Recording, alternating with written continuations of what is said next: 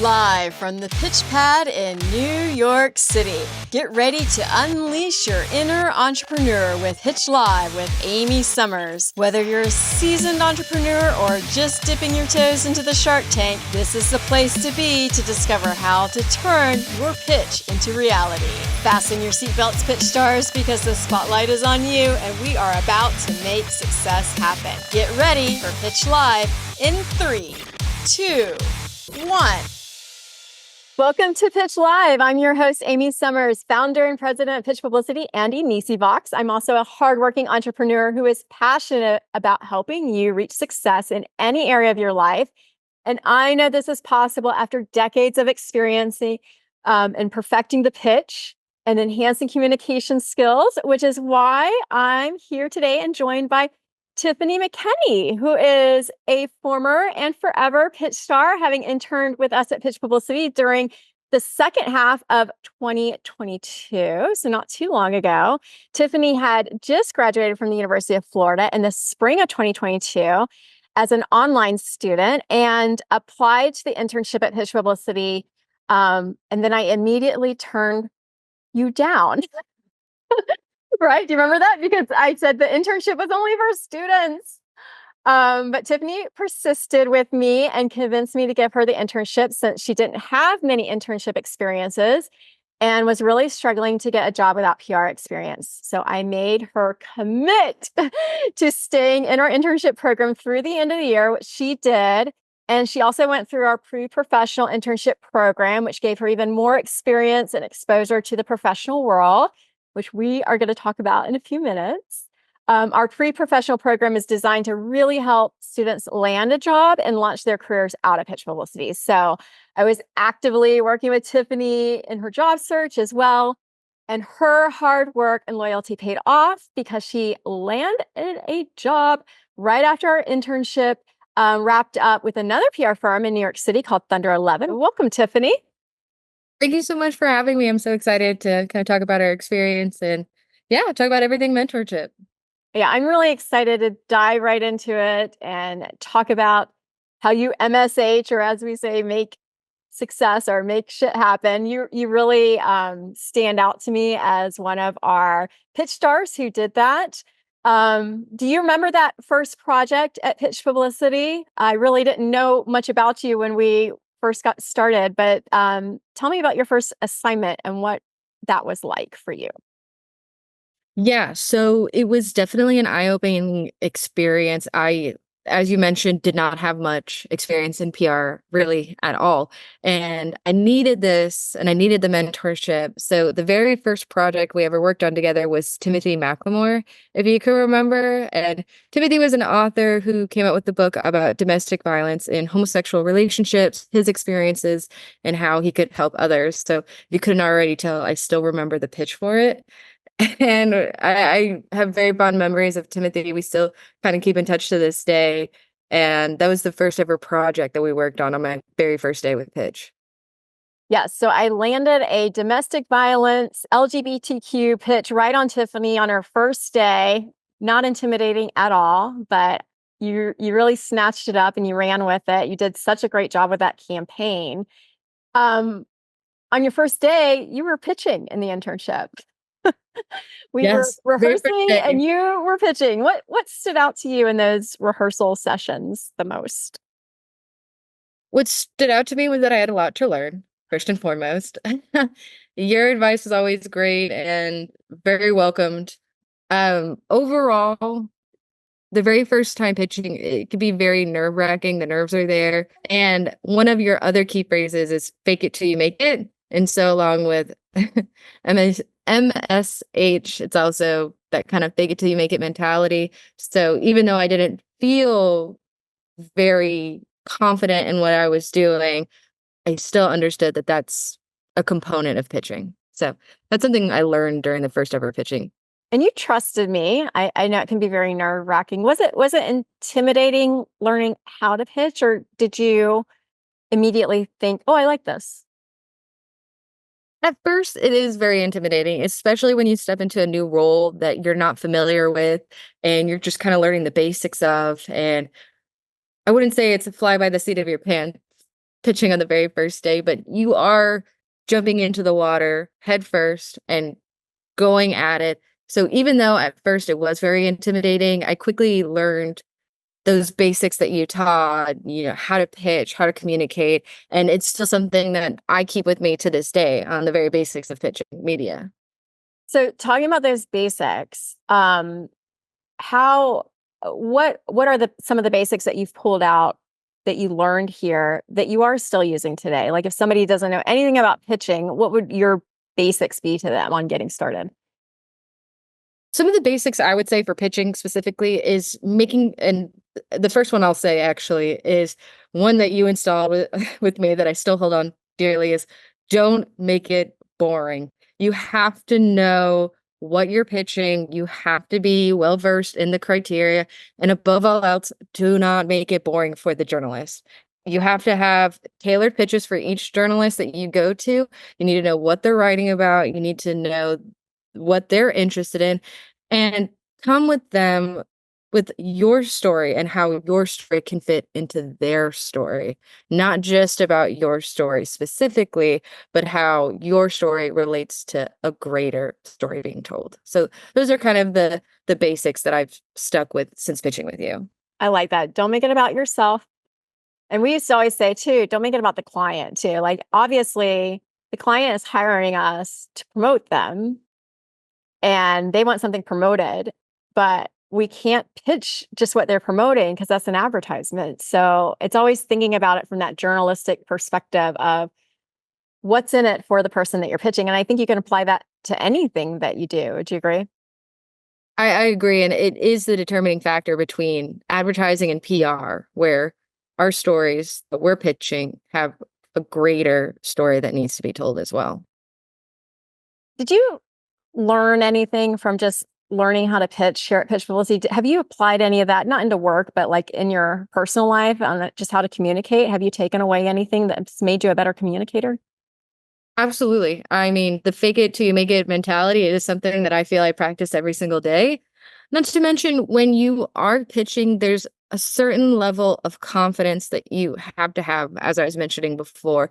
If you're not confident in what you're saying, nobody is going to buy it. So whether or not I'm taking that confidence with me for my job, pitching media, whether or not I'm taking it with me going on dates, whether or not I'm using that confidence in any aspect of my life, having that kind of mentality and understanding specifically when it's your turn to talk and what to talk about is crucial to every aspect of your life.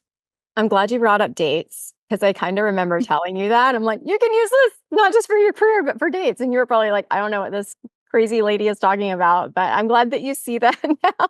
No, absolutely. I didn't think it was crazy. Well, maybe I thought it was a little strange at first to relate my dating life to my career, but I can honestly say now, having success, that in both aspects, it is a crucial component of everything that you do.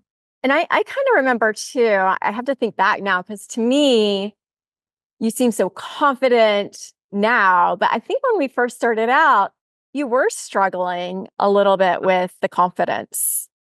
I was a shy little church mouse. Like, overall, I was content with being quiet. And now I realize that that isn't going to get me anywhere in life and that I do have something to say and it is worth saying. So that relates more to a personal degree, but it is an aspect of how your career can really influence your personal life as well.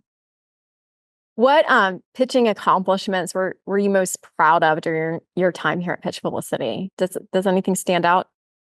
Oh, absolutely. I love getting Dr. Pergolesi, if you remember, on the Weather Channel. That was a really fun one to do. That was a huge win in my eyes.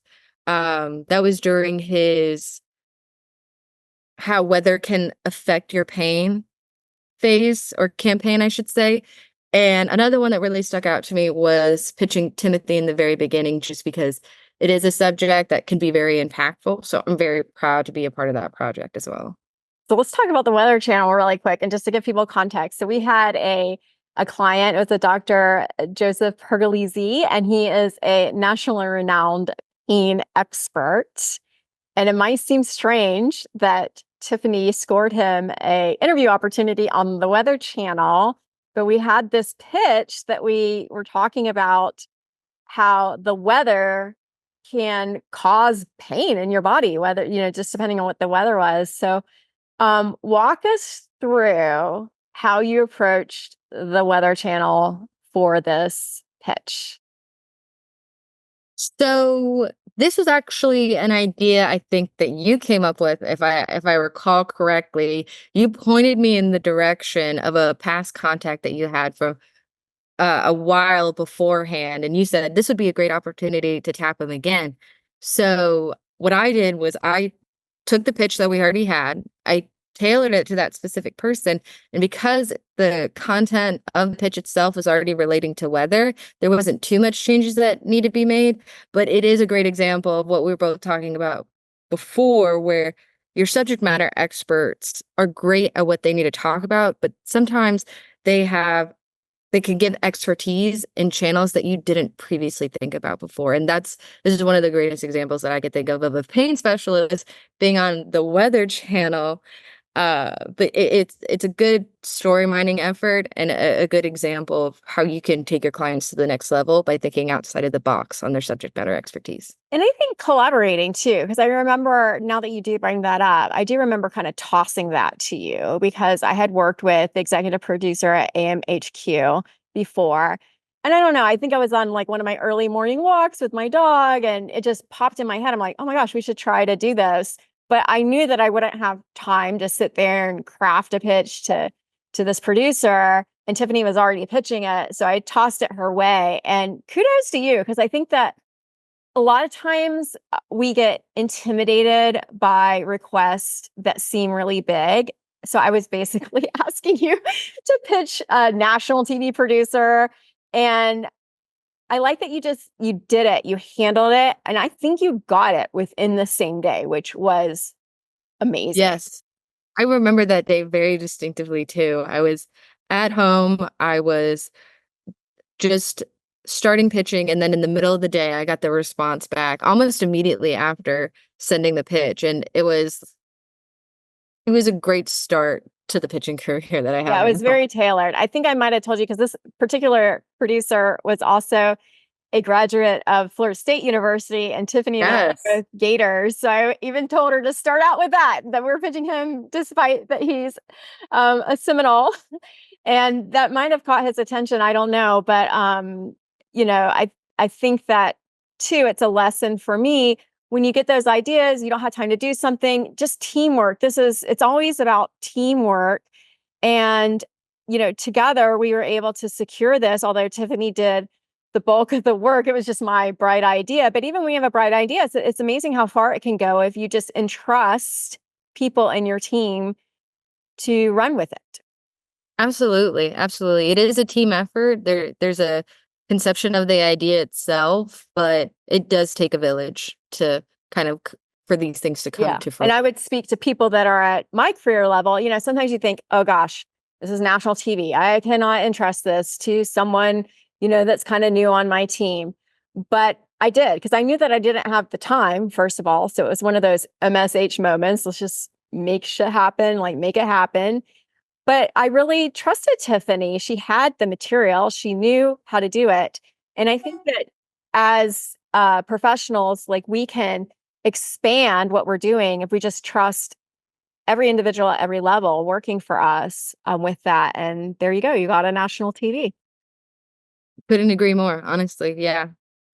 I want to talk about, you mentioned Timothy, and you were booking him on a lot of TV. And at the time, you were based in Orlando and you had booked him something in Tampa. And so I told Tiffany, I'm like, do you want to go to CBS TV studio in Tampa? Do you want to make the trek over there? It was about 45 minutes or an hour for you to drive over there. Because I just always think it's so powerful when you can see in a TV studio what's happening when you're pitching producers. It just brings it to life a little bit more. And this is early on in your internship. I had you do this. Can you tell us what you learned from actually going to the TV studio with the client? Yeah, absolutely. There It's something so great about being able to have that face to face with clients as well. When you work remote, especially as an intern working remote, you don't really get a lot of that client face to face. So not only was this the first person that I'm pitching, the first client that I'm working with under Pitch Publicity, but this is also my first in person with the client and my first TV studio experience as well. So it was kind of a lot to take in all at once. I have very, very fond memories of going there with Timothy, and there was a lot going on that day. There were puppies running around, and there was a kids story time, and there was a lot going on. But overall, it does kind of show you the behind the scenes and what the producers and the journalists there are actually going through on a day-to-day basis, and how quickly the turnaround time is in between segments, as well as talking and comforting your client. What was your takeaway from that? Like, you had already been pitching producers, TV producers. Now you're in a studio. What was your perception of their day to day after you had gone to the studio? Being there taught me two very crucial things that I still hold with me. One is that, like I said before, there were puppies there, there were kids there. The producers have a lot on their plate at any given time. And when it comes to local television like that, there's a wide variety of stories that they can tell. And so it's important when you are pitching your subject matter experts or your company that you are still focusing on that local angle too, because that will build credibility later on down the road, while also, having those relationships and ties to the local community as well. So it taught me that even if the story might not seem relevant at first, if it's local, the local stations will still have an interest in it because of the fact it's in the area. And then the second thing that I really picked up from being in studio with Timothy was, and this was something I didn't previously prepare for, but once you're there, MSH, you got to make it happen, was that Timothy was also extremely nervous about this TV interview. And he was asking me for directions, and we went over his Q&A, we went over his talking points, and I kind of gave him a little bit of a pep talk on there too. Now, he did a fantastic job, and I can't take any credit for that specifically, but you also need to understand that your clients might also have those nerves that you're feeling as well. And it's our job as professionals to our clients to give them that kind of confidence boost that they might not be having. In the same way that you helped me get my confidence boost, I felt that I was trying to give that to Timothy as well. So just playing that supporting role for our clients. I think you even gave him a makeup touch up before he went on. Oh, I did. That's so pretty that I did. A little bit of concealer under the eyes never hurt anybody. So it's amazing that you were even prepared to do that. I remember you came back and asked you how'd it go, and you're like, "Oh, I did makeup touch-ups and everything." I'm like, "Who is this person working for me? How did she know to do that?" So what a great experience. It definitely, I think, sticks with you. The fast pace of a TV studio, really understanding just how busy that they are. It really puts into context when you're on the phone with them and they're rushing you so fast, or they might seem kind of rude, after you've been to a TV studio and you see that on a daily basis, it's a three-ring circus. You have a little bit more empathy for producers, but also it gives you, I think, the perspective that because they do have a lot going on, you have a real opportunity. You have an opportunity to deliver them a pitch. And if you have everything in order, the talking points and everything on a silver platter to them, you're going to have much more success in getting that booked with them, because they're just too busy to organize all those details on their own. Yeah, absolutely. Absolutely. And it's just really important to keep all of that in mind when you are on the phone pitching them and you're stammering and you're nervous. Just get straight to the point of the pitch. That's all they want to know. They want to know why you're talking to them in the first place. So speaking of in person, so Tiffany had this opportunity to meet one of our clients in person before she even met me in person, because as many people know, we've been remote here at Pitch Publicity since 2010, so a long time. So we've been doing it way before the pandemic. And so Tiffany and I started out in this remote work environment, on Zoom. We've seen each other. We talked a lot. It really felt like I already knew you, but you didn't actually meet me until I invited you out to a conference in Las Vegas. And I think that was about after 5 months of working together remotely, we finally meet in person. How did learning from me in person compare to learning from me remotely? What was that experience like? So I was always so happy to be able to connect with you in person. We've done it a couple times since I've been at Pitch and throughout the Pitch publicity experience as well.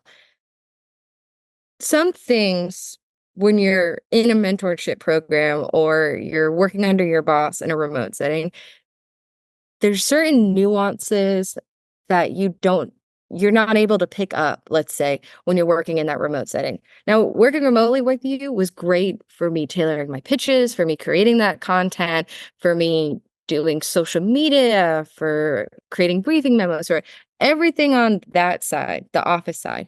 But when it comes to interacting with clients, interacting with, new business, interacting with others in your field, I never really had a sense of what that was like in the PR industry, especially going into a conference like South by in Las Vegas, mind you. And so being able to meet you in person and view how you interacted, not only with your clients who were there, but also the producers who were there for the show, for everything, it gave a holistic view of what a PR person should be, both behind the screen and in front of somebody as well. So those little nuances meant a lot. That's great. And which experience from the Las Vegas conference left the strongest impression on you? And has maybe contributed to your professional development? Is there any thing that sticks out from that particular conference? There is something in particular. I'm not sure if we can mention it on the podcast, if We you know. can mention it. I don't want to get too scandalous, but I think Let's get scandalous. Nobody talks about it. I want to hear it. What was the thing that jumped out to you the most that you still remember? I think this is one of my party stories too, where I'm like at a party and I'm like, the craziest thing happened to me when I was in Las Vegas with my boss. It was after a very long day. And from what I remember, I was only in Las Vegas for 48 hours at most. Like it was fly in that night, fly out the night after that, or it was a very short time period. We had a very long day. For those of you who don't go to conventions, it is 12-hour days, 14-hour days, 16-hour days. You are up at 8 a.m. before the convention starts, and you go to networking events after the convention floor closes, and you mingle and you talk with people, you rub elbows with clients and new business prospects as well. And I remember we went, it was the very last networking event at that night at a rooftop bar. Las Vegas is not where everything stays. There were gentlemen who were drinking excessively, as one does at these conventions. And as we were leaving, you picked up two gift bags, and we were stuck in an elevator with three very intoxicated gentlemen who then proceeded to talk to us, trying to get us to go back to their hotel room with them. One of them even asked if your panties were in the gift bag, if you remember, in which case you said, what you said something along the lines of, no, but your wife might enjoy the gift bag and your son, since you have that wedding ring on.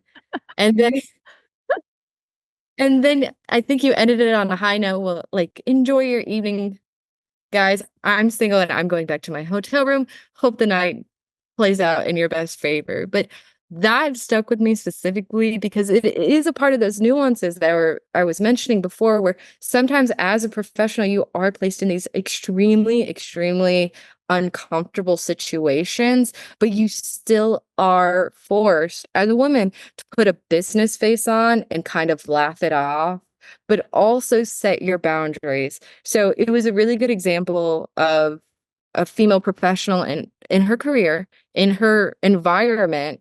And that was not your first convention either, but it was a great example of how sometimes you do have to navigate these risque waters in a way, and you came out unscathed on the other side, and you still maintained that kind of professionalism, wit, funny, but still communicating your boundaries. So that's something that I took away with me. And it's a great story. And it's one of those stories that I mean, it's one of those situations where you never train anybody for. I mean, you don't go to training at a company when you get started at a company and they say, okay, here's what happens when someone gets drunk and they try to pick you up at a conference. I mean, it just doesn't happen. So I'm glad that you were there with me. I'm a little shocked that here I have my intern in tow at a conference and I'm still fielding these like inappropriate comments. And there was one inaccuracy in your story, Tiffany. These were not gentlemen in the elevator. They were not No. gentlemen at all because they were asking some really inappropriate questions. I did call him out because I saw that wedding ring, which I think kind of made him a little bit more mad and not look good in front of his friends. But yeah, I'm glad that you were there. I think that again, it's modeling, and as someone who is a mentor, you're always modeling, and you could be modeling good behavior, good responses, as you said, witty. I guess it was, I was just trying to get out of that situation with a little comedy so we could get clear. Mhm. But I think people can also mentor things that are not good. So what would have happened if I would have went to his hotel room that night? That would have totally given you a different impression and message, not only on me, but could have actually influenced you. So I remember you said after you started working at the PR firm that you're at now, the first conference you went to was in Las Vegas. And how ironic was that you had It already was been there? less than 6 months. I was in Vegas with you in November, and then in early April, I was back in Vegas for a new client that we just took on. And that the convention with you, and it was actually in the same convention hall, ironically. Both were in Mandalay Bay. Mandalay Bay.